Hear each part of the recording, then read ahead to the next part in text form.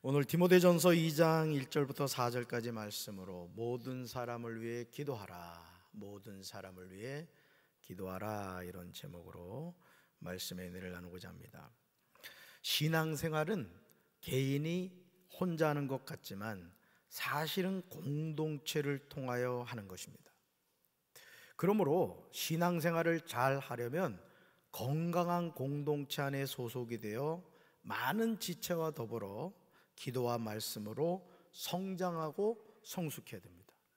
우리 공미정 권사님이 이제 새벽기도 얘기도 했습니다만, 오늘 새벽에도 제가 우리 새벽기도 용사들에게 드린 말씀 가운데 하나가 혼자 오지 말고 가까이 있는 성도들을 권면하고, 그래서 같이 나와서 이렇게 기도를 하면 좋겠다, 제가 그런 권면의 말씀을 드렸어요.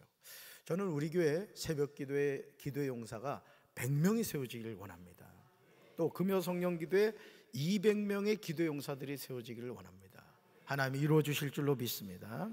자, 그런데 안타깝게도 이런 사실, 건강한 공동체 안에 소속되어 많은 지체와 더불어 기도와 말씀으로 성장하고 성숙해야 한다는 사실을 간과하는 이들이 너무 많습니다. 신앙생활을 할 때 우리는 공동체로서 함께하는 모임이 있고 개인이 소수로 모이는 모임이 있습니다. 먼저 공동체로 함께 모이는 대표적인 것이 무엇일까요? 예배입니다. 따라합시다. 예배. 다음으로 소그룹이라고 할 수 있는데, 감리교회 경우에는 속회와 선교회가 있어요. 따라합시다. 속회, 선교회. 이게 뭐라고요? 소그룹으로 모이는 거예요. 소그룹으로. 그래서 한번 읽어봅시다. 우리가 건강한 신앙생활을 하려면 공적인 예배와 소그룹으로 모이는 속회와 선교회를 통하여 성령 안에서 하나 되는 삶이 있어야 합니다. 아멘. 여러분, 오늘 15여성교회 헌신 예배로 드립니다마는 언제 이런 모자를 거꾸로 뒤집어 쓰고 이런 복장을 하고 찬양을 할 때가 있겠어요? 15여성교회라는 공동체 안에서 회장님과 회원들이 한마음이 되어서 복장도 통일하고 모자도 사면서 또 얼마나 이 연습하면서 얼마나 또 깔깔거리고 웃었겠어요. 제가 엊그제 막 웃음소리가 들렸는데 알고 보니까 15여성교회 웃음소리였던 것 같아. 그지? 그러니까 이게 공동체 안에서, 소그룹 안에서 우리가 하나 되는 삶이라는 거죠. 하지만 안타깝게도 주일 오전 예배 이외에는 그 어떤 모임에도 참여하지 않는 분들이 많아요.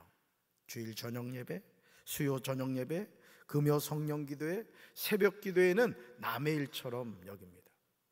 물론 교회에서 드리는 모든 예배에 참여한다는 것은 어려워요. 한 교회를 담임하는 담임 목사로서도 때로는 버겁게 느껴질 때가 있다니까요. 오늘만 새벽 기도 안 했으면 좋겠다. 강찬모 목사한테 전화해서 새벽기도 준비하라고 시킬까? 막 어떨 때는 막 그런 감동이 막 밀려와요. 감동이. 강 목사님, 전화 절대 꺼놓으면 안 돼.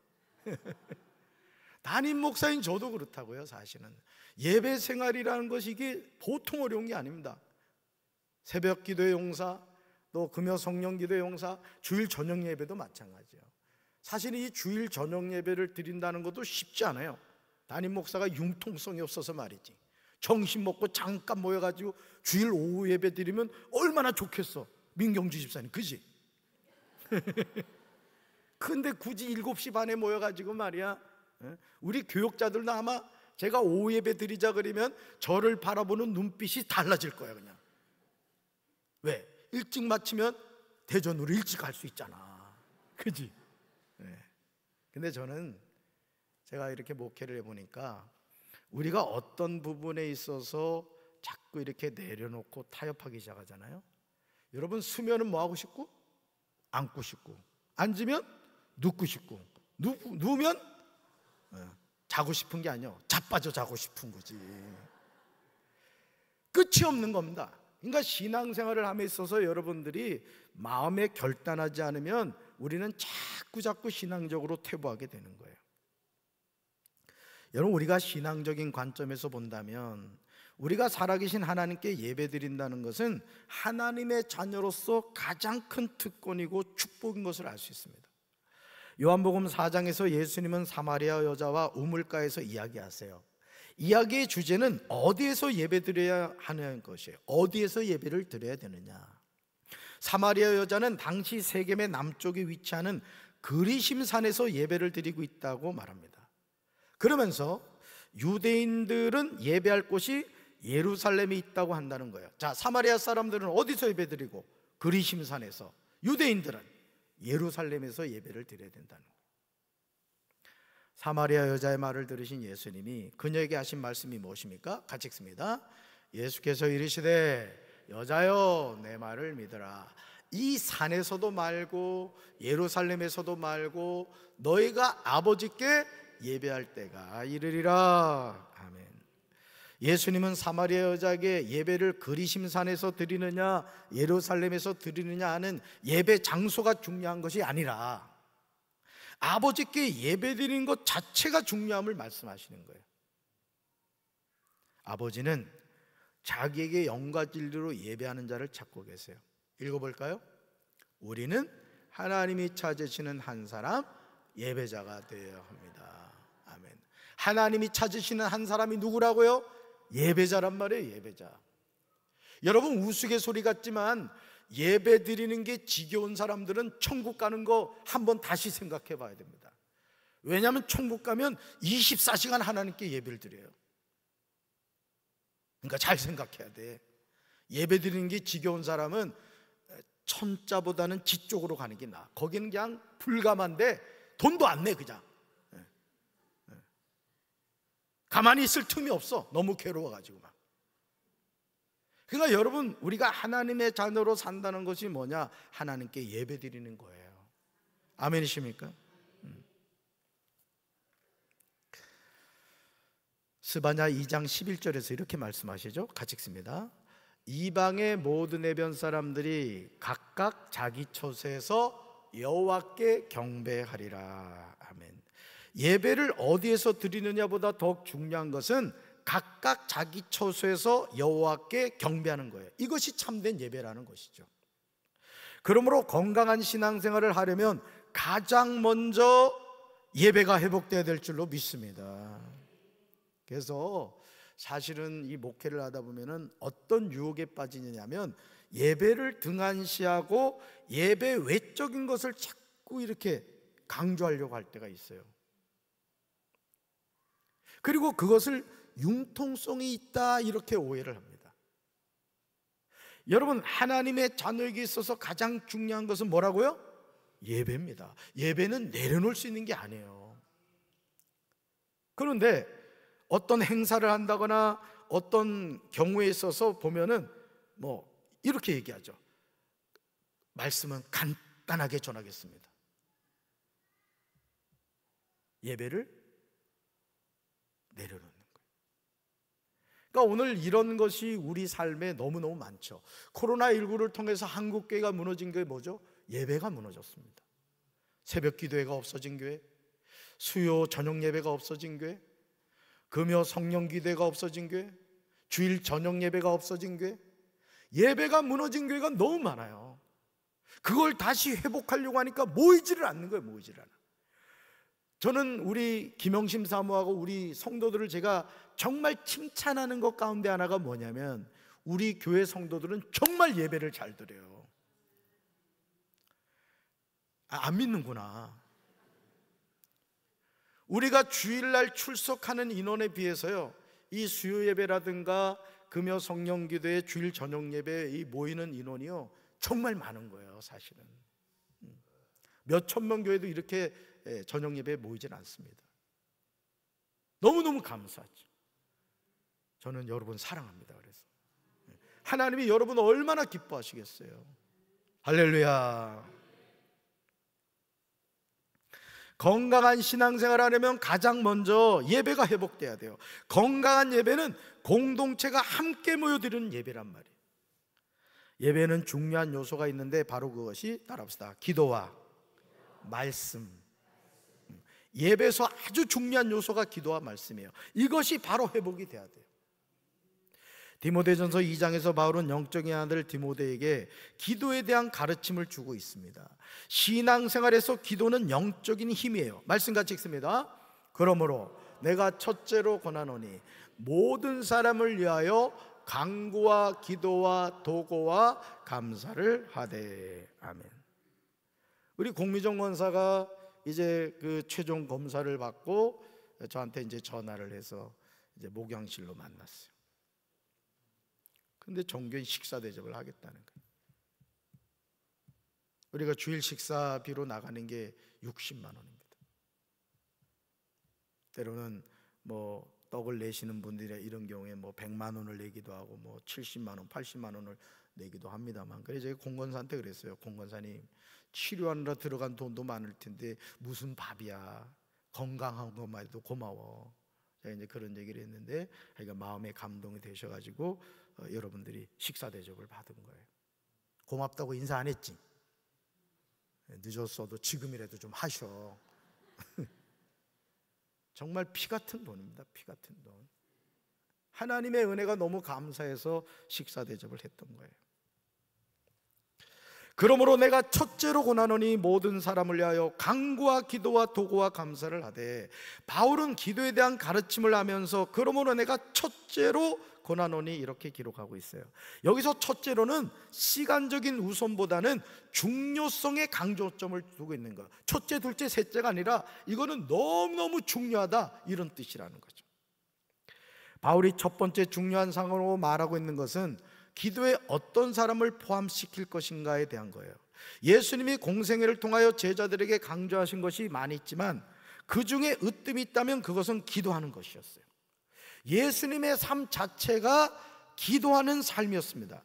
마가복음 1장 35절에 이렇게 나와요. 아주 이른 새벽에 예수께서 일어나서 외딴 곳으로 나가셔서 거기에서 기도하고 계셨습니다. 어떤 기도하셨다는 얘기예요? 새벽 기도를 하셨다는 거예요.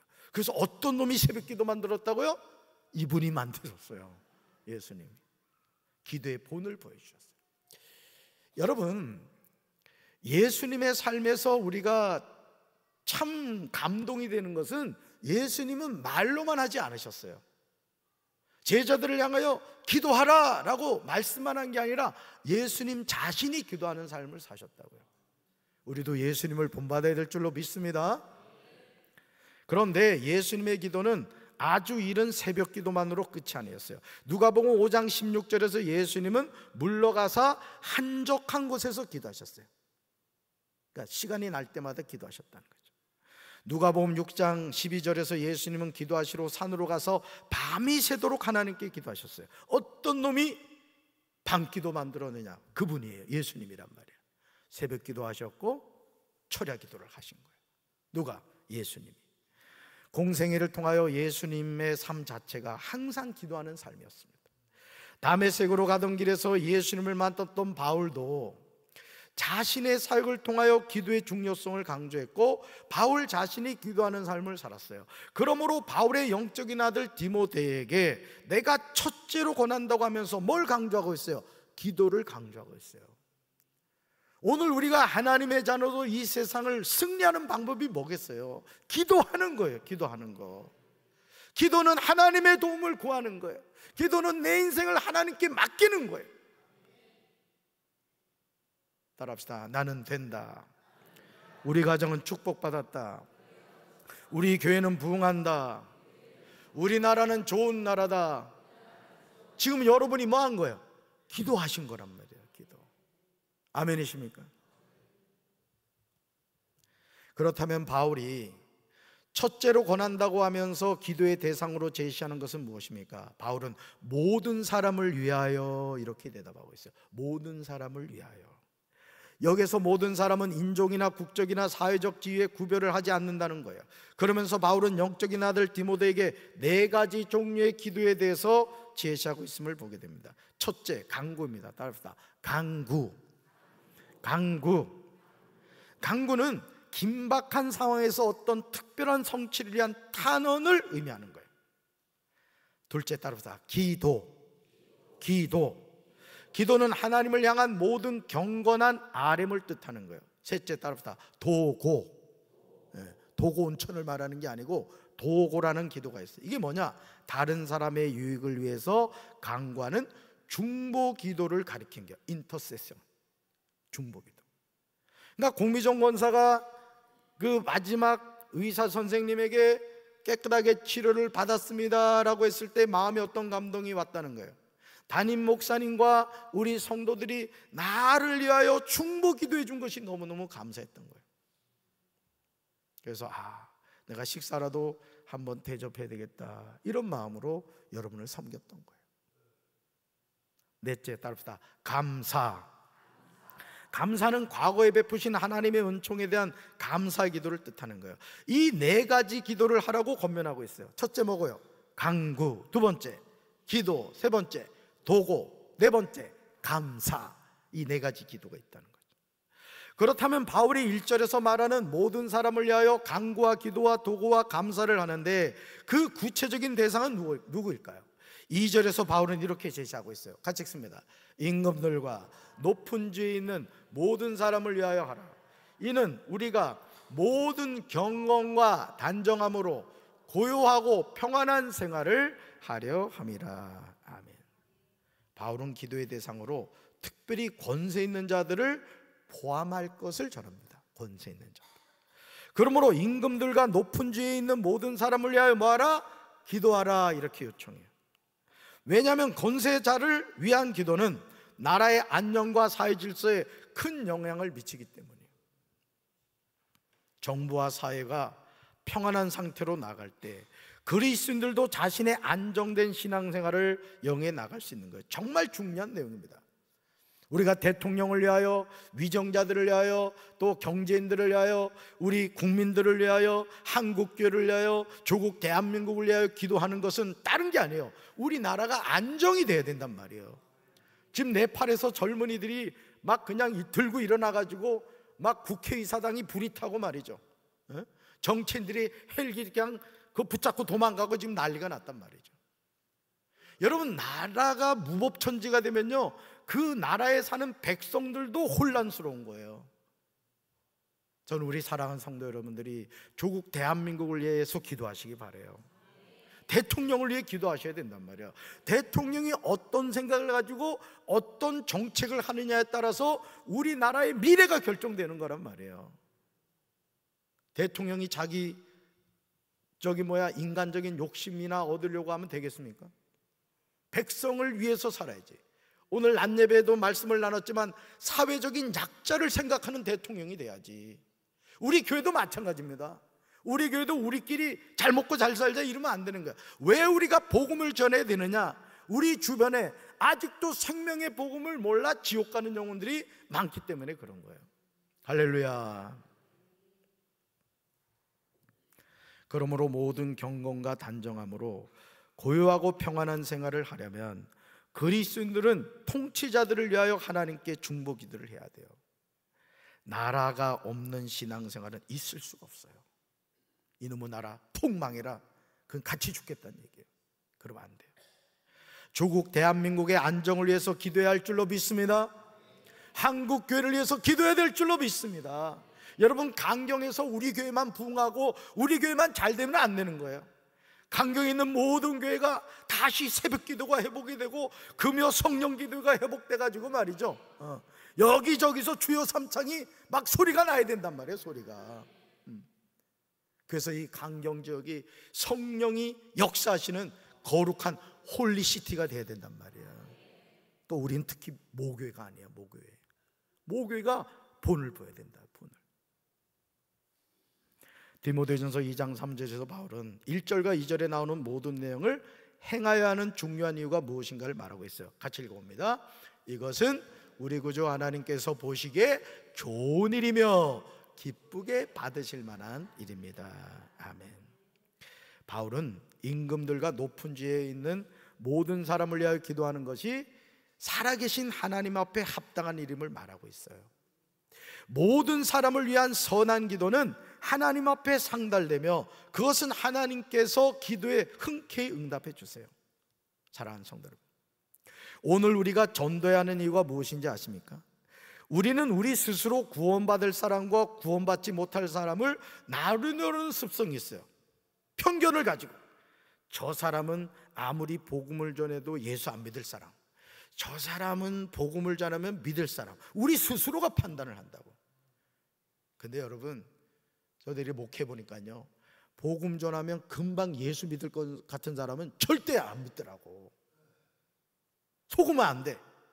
근데 아주 험상궂어가지고 예수님 옛자만 꺼냈다가는 그냥 한 대 맞을 것 같은 사람이 의외로 복음을 받아들이는 것을 보게 돼요. 우리 편견을 깨야 돼요. 아멘이십니까? 그러니까 때를 얻든지 못 얻든지, 듣든지 아니 듣든지 뭐 해야 된다? 복음을 전해야 돼. 할렐루야. 하나님의 마음은 모든 사람의 구원을 원하세요. 디모데전서 2장 4절은 우리가 일평생 암송하고 선포해야 하는 말씀입니다. 말씀 같이 읽습니다. 하나님은 모든 사람이 구원을 받으며 진리를 아는 데 이르기를 원하시느니라. 아멘. 이 말씀을 통하여 바울이 강조하고자 하는 핵심은 다른 것이 아니에요. 하나님은 어떤 계층이나 종족의 특성 때문에 구원의 대상에서 제외하지는 않는다는 사실을 강조합니다. 그러나 개별적으로 모든 사람이 구원받는 것은 아니에요. 그러나 우리가 명심해야 하는 중요한 사실이 있어요. 바로 그것이 하나님은 모든 사람이 뭐 받기를 원하신다? 구원받기를 원하신다는 거예요. 예를 들어 시어머니가 예수님을 안 믿는다, 시아버지가 예수님을 안 믿는다, 심지어 나를 낳아주신 부모님이 예수님을 안 믿는다. 그러면 자녀로서, 며느리로서, 사위로서 가장 큰 선물이 뭔지 아십니까? 이따만한 금덩어리 갖다 주는 거예요. 또 매주마다 맛있는 점심 사드리는 거, 그것도 해드려야 돼요. 어르신들을 최선을 다해 섬겨드려야 됩니다. 그러나 영적 관점에서 봤을 때 부모님에게 가장 큰 선물은 예수님을 전해주는 거예요. 아멘이십니까? 공권사님 아까 그 시어머니 얘기를 했습니다마는, 하여간 저는 신방해달라 그러면 얼굴 봐요. 순종하게 생겼지. 가서 복음을 전하고 아멘 하신 후에 이제 3일 만인가 돌아가셨습니다마는, 어쨌든 우리 스스로 구원의 기회를 놓치면 안 돼요. 뭐 그렇게 해가지고 구원받느냐? 그건 우리 판단이에요. 우편강도도 하나님이 구원하셨는데 우리가 감히 누구를 판단하겠어요? 하나님은 모든 사람이 구원받기를 원하세요. 할렐루야. 여러분, 그러나 이런 구원에서 중요한 점이 있어요. 그것은 진리를 아는 데 이르기를 원하신다는 말씀이에요. 진리에 대한 지식은 구원의 뿌리며 열매입니다. 이러한 지식은 인간의 자의적인 노력으로 얻어지는 것이 아니라 하나님의 역사심으로 얻게 되는 거예요. 그러니까 여러분, 제가 이렇게 말씀을 준비하고 성경을 읽으면서 깨닫게 되는 게 있어요. 이 하나님의 말씀을 깨닫는다는 것은, 예를 들어서 신학교에서 신학을 공부하고 뭐 여러 가지 이렇게 하면은 이 말씀을 잘 깨달을 것 같죠? 아니에요. 그건 하나님이 성령의 감동으로 기록된 말씀은 하나님이 깨닫게 해주셔야 되는 겁니다. 아멘이십니까? 그래서 신학교를 다녔는데 성령 받지 않고 목회자가 되면 가장 심각한 거예요. 아주 인본주의적인 목회를 하는 거예요. 성도 여러분도 마찬가지죠. 어떻게 하다가 집사가 되고, 어떻게 하다가 권사가 되고, 어떻게 하다가 장로가 됐어. 근데 아직도 성령을 못 받았어. 그러면 인본주의에서 벗어나지 못하는, 성령의 불을 받으시기 바라요. 말씀의 은혜를 받으시기 바라요. 그래서 말씀이 깨달아져야 돼요. 이 지식은 누가 주신다? 하나님이 주시는 거예요. 아멘이십니까? 하나님의 역사심을 얻게 되는 거예요. 모든 사람이 구원받기를 원하시는 하나님은 사람들이 진리를 깨닫게 하심으로 구원에 이르게 하시는 거예요. 누가복음 24장 13절 이하에 엠마오 길에서 제자들에게 나타나신 예수님에 관한 내용이 나와요. 그런데요, 31절에 이런 말씀이 나오죠. 같이 읽습니다. 그들의 눈이 밝아져 그인 줄 알아보더니 예수는 그들에게 보이지 아니하시는지라. 여러분, 그들의 눈이 밝아져 그인 줄 알아봤다. 언제 이런 현상이 나타났어요? 예수님의 말씀을 풀어주실 때 이 현상이 나타났단 말이에요. 그러니까 여러분, 강단에서 주의 종을 통하여 말씀이 전해질 때 여러분의 심령의 문이 열려야 되는 거예요. 영의 눈이 열려야 되는 거예요. 영의 귀가 열려야 되는 거예요. 아, 그렇구나. 말씀이 깨달아져야 되는 거예요. 엠마오로 가던 두 제자가 예수님이 성경을 풀어서 주시니까 그제서야 눈이 밝아졌다, 이게. 영의 눈이 열린 거죠. 미련하고 마음이 더딘 제자들의 영과 심령의 문이 열린 거예요. 그러면 우리는 생명의 복음을 전함으로 영혼을 구원해야 될 줄로 믿습니다. 오늘도 하나님은 우리를 깨닫게 하세요. 우리를 예배 자리로 인도하세요. 하나님은 우리를 사랑하세요. 우리가 더 하나님을 가까이 하길 원하세요. 왜요? 은혜 주시려고, 축복 주시려고. 우리와 함께 하시는 것이 하나님의 소원이에요. 여러분, 임마누엘은 하나님의 소원이에요. 무슨 뜻이에요? 하나님이 우리와 함께 하신다는 거예요. 절대 하나님 우리 버리지 않아요. 여러분이 하나님 버리지 않는 이상 절대 하나님 우리 버리지 않습니다. 끝까지 하나님 꼭 붙잡고 믿음으로 승리하는 우리 성도들 되기를 주님의 이름으로 축원합니다. 가슴에 손 얹읍시다. 사랑의 주님, 하나님은 모든 사람이 구원을 받으며 진리에 이르기를 원하신다고 말씀하셨습니다. 오늘 우리가 이 땅을 살면서 우리 힘과 능력으로 감당할 수 없는 인생의 고난과 아픔 앞에서 낙심하고 좌절하고 절망할 때가 많이 있습니다. 그러나 우리 눈에서 흐르는 눈물을 닦아주시며 임마누엘, 내가 세상 끝날까지 너희와 함께하리라고 약속하신 말씀대로 주님은 우리를 붙잡아 주시고 인도해 주시는 줄로 믿습니다. 엠마오로 가던 그 제자들, 하나님의 말씀을 풀어줌으로 영의 눈을 열어주신 것처럼 내 눈을 열어 주의 말씀에서 귀한 것을 보게 하시고 깨닫게 하옵소서. 성령의 능력으로 승리하게 하옵소서. 이제는 우리 주 예수 그리스도의 크신 은혜와 하나님 아버지의 한없는 사랑과 성령님의 교통하심이 하나님의 말씀을 통하여 진리를 깨닫고 믿음으로 승리하기 원하는 사랑하는 주의 백성들 위해 이제부터 영원토록 함께 하시기를 간절히 축원하옵나이다. 아멘.